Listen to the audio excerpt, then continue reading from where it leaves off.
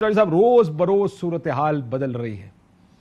हर थोड़ी देर बाद खबर बदल जाती है। इस वक्त आप हुकूमत पूरी कर रहे हैं या इलेक्शंस करवा रहे हैं? बिस्मिल्लाहिर्रहमानिर्रहीम।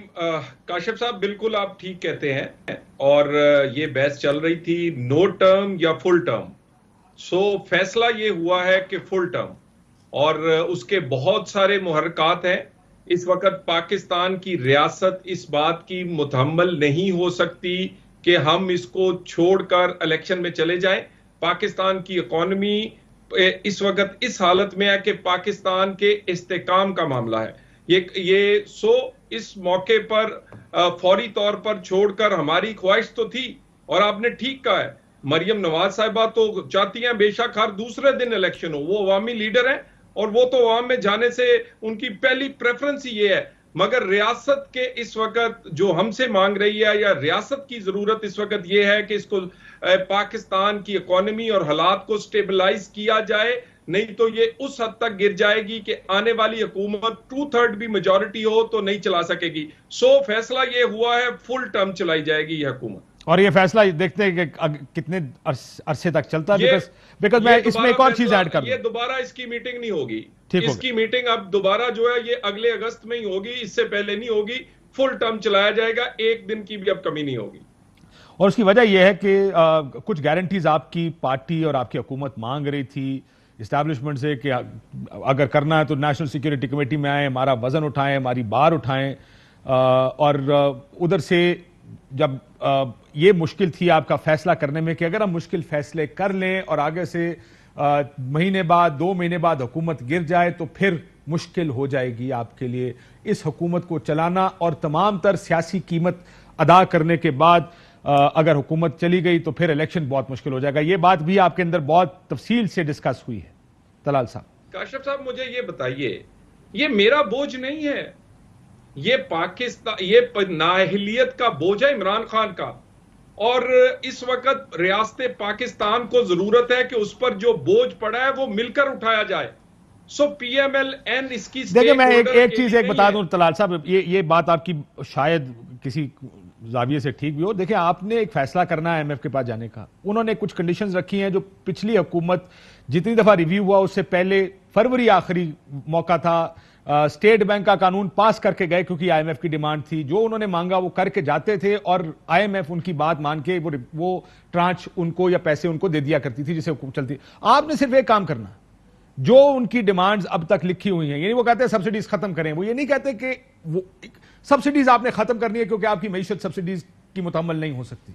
आपने सब्सिडी खत्म करनी है, पेट्रोल महंगा करना है, बिजली महंगी करनी है, गैस महंगी करनी है, IMF के पास जाना है, उन्होंने पैसे देने हैं, उसके साथ ही आपके बॉन्ड्स और दूसरे जो डोनर्स हैं उनके पैसे आ जाएंगे, मईशत चल पड़ेगी। ये भी एक थोड़ी सी मैं अगर कहूं कि आप लोग जो कहते हैं ना कि जी तबाही बर्बादी की वजह से हमारे मुश्किल फैसले, ये मुश्किल फैसला तो आपको आने से पहले पता था कि आपने करना है। ये तो इस हुकूमत ने भी करना था। इस मई में सबको पता था कि ये फैसला करना है जो भी हुकूमत में होगा। काशिफ साहब, बिल्कुल फैसला करना था और करना चाहिए। मगर उसके साथ हम अकेले स्टेक होल्डर नहीं है इस रियासत के, पाकिस्तान के।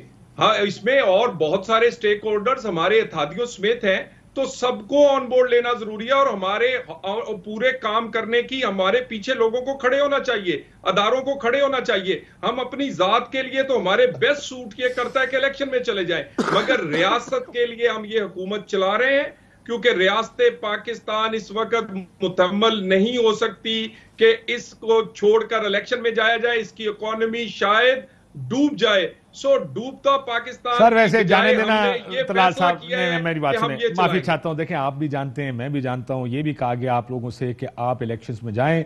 जो केयर टेकर सेटअप आएगा वो मुश्किल फैसले कर लेगा, उसका वजन किसी सियासी जमात को उठाना नहीं पड़ेगा और मईशत दोबारा उस रास्ते पे चल पड़ेगी जिस रास्ते पे वो उसको चलाना चाहिए।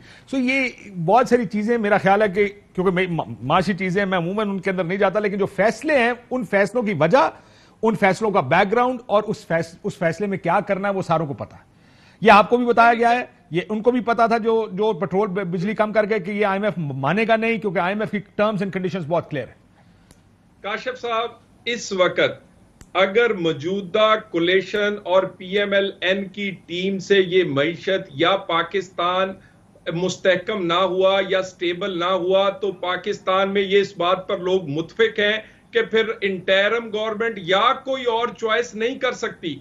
सो इस वक्त अगर इंटरिम गवर्नमेंट आएगी 1.5, 2, 3 महीने की, उससे कौन बात करेगा? उसको तो 2 रुपए कोई नहीं देगा। देखिए, मैं फिर एक बात आपको बता दूं सर, इसमें गुफ्तगू नहीं करनी आईएमएफ से। आईएमएफ ने की टर्म्स हैं, उन टर्म्स को पूरा करना है। आईएमएफ का कोई नई, आपने देखिए नया अग्रीमेंट करना हो ना आईएमएफ से, वो हुकूमत के साथ करते हैं, केयर टेकर के साथ नहीं करते। ये नया अग्रीमेंट नहीं है, एक प्रोग्राम रुका हुआ है, कुछ काम करने हैं, उसके बाद प्रोग्राम चालू हो जाएगा।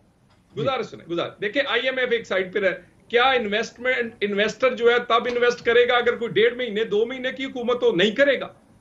कौन पाकिस्तान को इन्वेस्टमेंट करने के लिए, जब एक उनको पता हो एक स्टेबल गवर्नमेंट 1.5 साल के लिए मौजूद है, एक ऐसी पॉलिसीज हम बनाकर जाएंगे जो अगली हुकूमत भी चलाएगी। हम एक ऐसा चार्टर और ऐसी पॉलिसीज लेके आए जो भी हुकूमत में आए वो चलाए।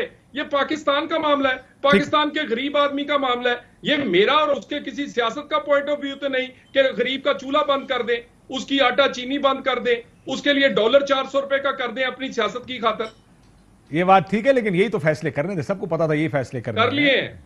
आपके ना फैसला करने की वजह से डॉलर 200 रुपए का हो गया, ये भी आपको पता है। फैसला ये भी इसको आप मसला, ये हमारी पॉलिटिक्स में मईशत के ऊपर बहुत बयानबाजी होती है। पैर खोल गए, इंशाल्लाह काम करांगे। अब बनने किने सना दस अली अवान साहब दसेंगे। नहीं सर, तुसी दसो ना। आपके राणा सनाउल्लाह साहब कह रहे थे ना कि हमारे हाथ पांव बांध दिए, किसने बांधे? गुजारिश ये है, ये जो आप देखिए ना, हमारे साथ तमाम रियासती अदारे और रियासती सपोर्ट होनी चाहिए पाकिस्तान चलाने के लिए। मेरी जात का मामला नहीं। मैं क्या सपोर्ट होनी चाहिए? आप चाहते हैं कि आप बिजली महंगी करें, उसमें फौज आपके साथ बैठी हो, आप डॉलर महंगा करें, उसमें फौज आपके साथ बैठ, आप तो कहते थे उनका सियासत से लेना देना कोई नहीं है। कोई मैं फौज को मुतनाज़े चीजें में नहीं लाना चाहता। ये उसका एग्जैक्टली यही काम कह रहे हैं कि मुश्किल फैसलों में हमारे साथ खड़े। और क्या मुश्किल फैसला नहीं है? नहीं, रियासती इदारा सिर्फ फौज नहीं है, ठीक है ना जी। सदर पाकिस्तान मुंह उठाकर, मेरा मतलब है कि वो वजीर आजम के अहकामात को जो आईनी है उसको क्लर्क की तरह उधर फेंक दें। मैं कैसे पाकिस्तान चलाऊं? पैंतरा बदल रहे हैं। गवर्नर पंजाब यानी लगे ना, मैं कैबिनेट कैसे बनाऊं? आप कहें कि वो रियासती जितने हमारे ऑर्डिनेंस दूसरी चीजें हैं वो अपने पार्टी के सदर बन जाए, उसके काउंसलर बन जाए आरिफ अलवी, और मैं कहें जी मैं पाकिस्तान चलाऊं और पाकिस्तान का चूल्हा चलाऊं। कमाल करते हैं। ये वो पाकिस्तानी नहीं है, ये सिर्फ तहरीके इंसाफ के है। सो आपका ख्याल है कि जो आपके हाथ पांव बांधे गए हैं, जो आप कहते हैं वो सदर पाकिस्तान ने आपके हाथ पांव बांध दिए। बड़ी इंटरेस्टिंग बात। सर एक जवाब दे दे, अली अवान साहब काफी देर से इंतजार कर रहे हैं।